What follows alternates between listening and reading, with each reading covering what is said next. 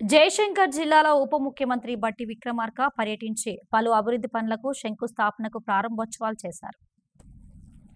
జిల్లాలోని కొత్తపల్లి గోరి మండలం చెన్నాపూర్లో ఏర్పాటు చేసిన 33/11 kV సబ్ స్టేషన్ను ఉప ముఖ్యమంత్రి బట్టి విక్రమార్క, రాష్ట్ర ఐటీ పరిశ్రమల శాఖ మంత్రి దుద్దిల్ల శ్రీధర్ బాబు, వరంగల్ ఎంపీ కడియం కావ్య, ఎమ్మెల్యే గండ్ర సత్యనారాయణరావుతో కలిసి స్విచ్ ఆన్ చేసి ప్రారంభించారు. అనంతరం సబ్ స్టేషన్ ఆవరణలో మొక్కలు నాటారు.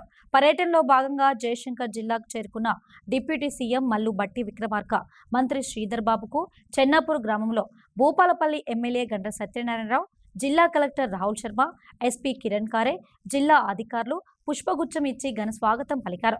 చెన్నాపూర్ సబ్స్టేషన్ ప్రారంభం అనంతరం డిప్యూటీ సీఎం రోడ్డు మార్గం ద్వారా భూపాలపల్లికి బయలుదేరారు. భూపాలపల్లి మండలం ఓరంచపల్లికి చేరుకోగానే కాంగ్రెస్ శ్రేణులు ఘన స్వాగతం పలికారు.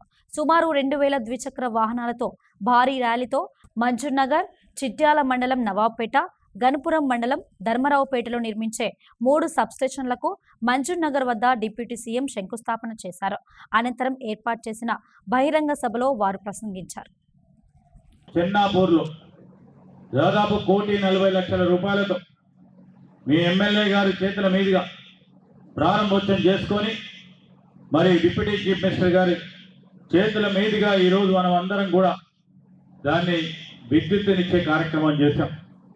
కొత్తగా ఇక్కడ విద్యుత్ ఉప కేంద్రాలు కావాలని సంవత్సర కాలం నుంచి మీ ఎమ్మెల్యే గారు గండ్ర సత్యనారాయణ గారు మంజూర్ నగరే కానీ, ధర్మారావుపేట కానీ, నవాబ్పేటకు సంబంధించి కొత్త విద్యుత్ ఉప కేంద్రాలు కావాలని అనేక సందర్భాల్లో మాతో పాటు ఇప్పుడు విద్యుత్ శాఖ మంత్రి ఉప ముఖ్యమంత్రిగా ఉన్న బట్టి విక్రమార్క గారికి అనేక సందర్భాల్లో చెప్పడం జరిగింది.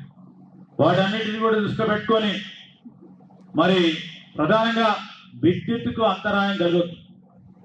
ఎప్పుడైనా లోడు పెరిగినప్పుడు ఆ లోడుకు సంబంధించి అక్కడ ఉప కేంద్రం మెరుగ్గా ఉంటే వినియోగదారులకు ఇబ్బంది లేకుండా ఉంటుందని ఆలోచన చేసి ఈ 3 విద్యుత్ కేంద్రాలను కూడా ఈరోజు ఇక్కడే శంకుస్థాపన చేసుకున్నాం. ఆదిపరంగా దాదాపు 8 కోట్ల రూపాయలతో ఈరోజు ఈ నూతన 33/11 విద్యుత్ ఉప కేంద్రాల శంకుస్థాపన కూడా చేయడం జరిగింది.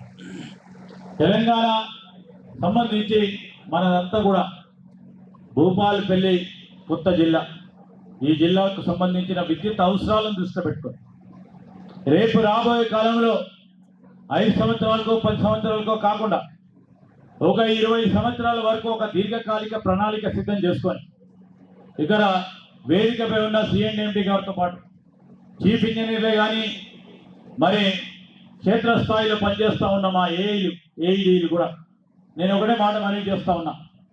మన ప్రణాళిక రాబోయే తెలంగాణ రైజింగ్లో 2047లో ఏ విధమైన విద్యుత్ అవసరాలు ఉన్నాయో దానికి అనుగుణంగా మన ప్రణాళిక సిద్ధం చేసుకొని ముందుకెళ్లే కార్యాచరణ తీసుకుంటున్న తరుణంలో మీరు కూడా చురుకుగా పనిచేయండి.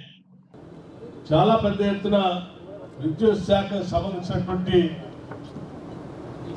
అనేక కార్యక్రమాలు ఈరోజు కొన్ని ప్రారంభోత్సవం చేసుకున్నాం, కొన్ని భూమి పూజ కార్యక్రమాలు చేసుకున్నాం. చెన్నాపూర్ కొత్తపల్లి గోరి మండలానికి సంబంధించి 1,40,00,000 రూపాయలతో 33/11 kV సబ్ స్టేషన్ ప్రారంభోత్సవం చేసుకున్నాం. అట్లాగే నూతనంగా మరో 3 సబ్ స్టేషన్లు మంజూర్ నగర్, ధర్మారావుపేట, నవాబ్పేట సంబంధించినటువంటి 3 మండలాలు భూపాలపల్లి, గన్పూర్, ములుగు, చిట్యాల మండలాలకు సంబంధించి మరొక 7,30,00,000 రూపాయలతో సబ్ స్టేషన్ శాంక్షన్ చేసుకొని ఈరోజు భూమి పూజ కార్యక్రమం చేసుకున్నాం. ఈ ప్రాంతానికి అవసరమైనటువంటి విద్యుత్ అవసరమైనటువంటి ఎన్ని సబ్ స్టేషన్లు అయినా అవసరం మేరకు రాష్ట్ర ప్రభుత్వం శాంక్షన్ చేయడానికి సిద్ధంగా ఉందని చెప్పడం కోసం నేను లెక్కలు చెప్తా ఉన్నా. 2025 మార్చి నెలలో 17,162 మెగావాట్లకు సంబంధించిన పీక్ డిమాండ్ వస్తే కూడా అంటే దాదాపు గతంలో వాడకం కంటే 2000 మెగావాట్ అధికంగా ఈ రాష్ట్రంలో కరెంటు వాడితే కూడా ఒక్క నిమిషం కరెంటు పోకుండా రాష్ట్ర వ్యాప్తంగా 24 గంటలు కరెంట్ ఇచ్చినటువంటి ఘనమైన చరిత్ర కాంగ్రెస్ ప్రభుత్వం. స్కూల్స్ కానీ ఇటు హాస్పిటల్స్ కానీ 100 బెడెడ్ హాస్పిటల్ కానీ ఇంకొన్ని అభివృద్ధి పనులు ఇక్కడ చేయడానికి విజ్ఞప్తి చేసినటువంటి మన ఎమ్మెల్యే గారు ఏదైతే ఒక చిట్టా ఇచ్చారో దానికి ఇక్కడి ఎంపీగా నేను కూడా మిమ్మల్ని కోరుతున్నాను, మన ఇద్దరి మంత్రులని కూడా అవన్నీ కూడా త్వరలో మీరు నెరవేర్చాలని మిమ్మల్ని విజ్ఞప్తి చేస్తున్నాను. అదేవిధంగా పేదల కోసము సన్నబియ్యము ప్రతి ఒక్కటి కూడా కాంగ్రెస్ ప్రభుత్వం చేపడుతున్న సంక్షేమ పథకాలు కానీ అభివృద్ధి పనులు కానీ అవన్నీ కూడా వరంగల్ జిల్లా మరియు భూపాల జిల్లా ప్రజల యొక్క కళలు, ఆ ఒక్కొక్క కళ నిజమవుతూ ఉంది ఈవేళ. ఎందుకంటే సన్నబియ్యం ఒక కళ పేద వర్గాలకి, అది నిజం చేసినాము. అట్లాగే ఇందిరమ్మ ఇల్లు 10 ఏళ్ళుగా ఒక్క ఇల్లు కూడా డబుల్ బెడ్రూమ్ ఇళ్ళని ఎంత గొప్పగా బీఆర్ఎస్ ప్రభుత్వం అంతకుముందు చెప్పుకున్నారో ఈ 10 ఏళ్లలో ఒక్క ఇల్లు కూడా రాలేదు.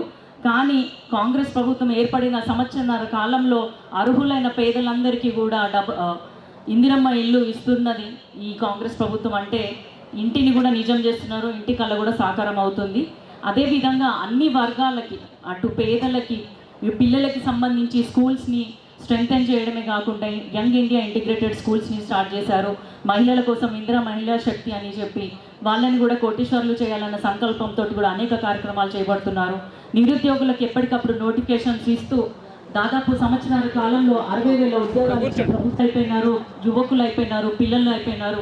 రైతులకు కూడా రైతు రుణమాఫీ అని చెప్పి 21,000 కోట్లు రుణమాఫీ చేయడం జరిగింది.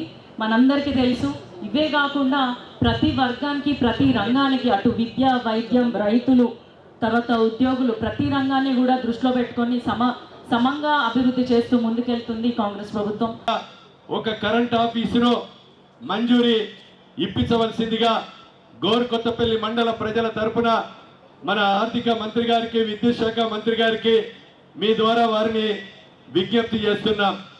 సోదరులారా, అదేవిధంగా ఈరోజు ఈ రాష్ట్ర ప్రభుత్వం మరి ఎన్నికైన తర్వాత రోజుకు 18 గంటలు పనిచేస్తూ నిజాయితీగా మిగులు రాష్ట్రాన్ని అప్పుల కుప్పగా మార్చిన వాటికి మిత్తి అసలు గడుతూ ఈరోజు ఒక స్వతంత్రం తెచ్చిన పార్టీగా, తెలంగాణ ఇచ్చిన పార్టీగా నిజాయితీగా ఈరోజు ఈ ప్రాంత ప్రజలకు మరి రాష్ట్రంలో ఉన్నటువంటి ప్రజానికానికి, మా ఆడబిడ్డలందరికీ ఉచిత బస్సు ప్రయాణంతో పాటు ఆర్టీసీకి సంవత్సరానికి 400 కోట్లు కడుతూ ఇంట్లో వాడుకునే కరెంటు కానీ, రైతులు వాడుకునేటువంటి కరెంటు కానీ, రైతాంగానికి భారతదేశ చరిత్రలో మరి అదేవిధంగా ముఖ్యమంత్రి గారు, ఉప ముఖ్యమంత్రి గారు మరి నాయకత్వంలో 21,000 కోట్లు, 26,70,000 మంది రైతాంగానికి మొదటి సంవత్సరంలోనే రైతులకు 2 లక్షల రుణమాఫీ, ఈ నియోజకవర్గంలో 410 కోట్ల రూపాయలు రుణమాఫీ చేసినటువంటి ఏకైక పార్టీ, ఏకైక ప్రభుత్వం కాంగ్రెస్ ప్రభుత్వం అని మీకు ఈ సందర్భంగా మీకు తెలియజేస్తున్నాం. రైతుల ఉచిత కరెంటు కానీ, ఇంట్లో వాడుకునే కరెంటు 200 యూనిట్ల లోపు కూడా మీకు ఉచితంగా అందిస్తుంది. మన ఆడబిడ్డలందరికీ కూడా, మన చదువుకునే విద్యార్థులకు కూడా హైదరాబాదు, ములుగు, వరంగల్ పోయినా మీరు ఎక్కడికి పోయినా కూడా ఇంటికి వచ్చేదాకా ఉచిత బస్సు ప్రయాణం కల్పించి ఇచ్చిన మాట నిలుపుకోవడం జరిగిందని మీకు ఈ సందర్భంగా మీకు తెలియజేస్తున్నాం. అదేవిధంగా 5 లక్షల ఆరోగ్యశ్రీని పెంచి 5 లక్షల ఆరోగ్యశ్రీని 10 లక్షలకు పెంచి ముఖ్యమంత్రి నిధి నుంచి మీరు ఆరోగ్యశ్రీల కవర్ గారి కేసులు కూడా అనేక మందికి బిల్లులు ఇవ్వడమే కాకుండా వైద్య రంగంలో 7,000 మందిని రిక్రూట్ చేసి ఈరోజు మరి అనేక రకాలుగా భూపాలపల్లిలో ఉన్నటువంటి జిల్లా కేంద్రంలో ఉన్నటువంటి హాస్పిటల్లన్నీ కూడా సంవత్సరానికి నెలకు 20 మంది డెలివరీలు అవుతుంటే ఈరోజు 700 మంది మా ఆడబిడ్డలు ఇదే ప్రభుత్వ హాస్పిటల్లో డెలివరీలు అవుతున్నాయి. అదేవిధంగా ఓపీలో 100 మంది చూస్తుంటే ఈరోజు 1000 మంది నెలకు ఓపీలో పేషెంట్లు చూస్తున్నారు. కానీ ఈ హాస్పిటల్లో మా జిల్లా మంత్రివర్యులను బట్టి విక్రమార్క గారిని కోరుతున్నాం. ఇది మహారాష్ట్రకు బ్రిడ్జ్ లింక్తో ఉన్నది. రోజుకు 4-5 యాక్సిడెంట్లు అనేక మంది కాళ్ళు రెక్కలు ఇరుగుతున్నాయి. యావరేజ్న రోజు 3-4 చనిపోతున్నారు. కేవలం హాస్పిటల్కి వెళ్తున్నారు. మరి అదేవిధంగా సిటీ స్కానింగ్ మిషన్ కానీ, ఎంఆర్ఐ మిషన్ కూడా కావాల్సిన అవసరం ఉంది.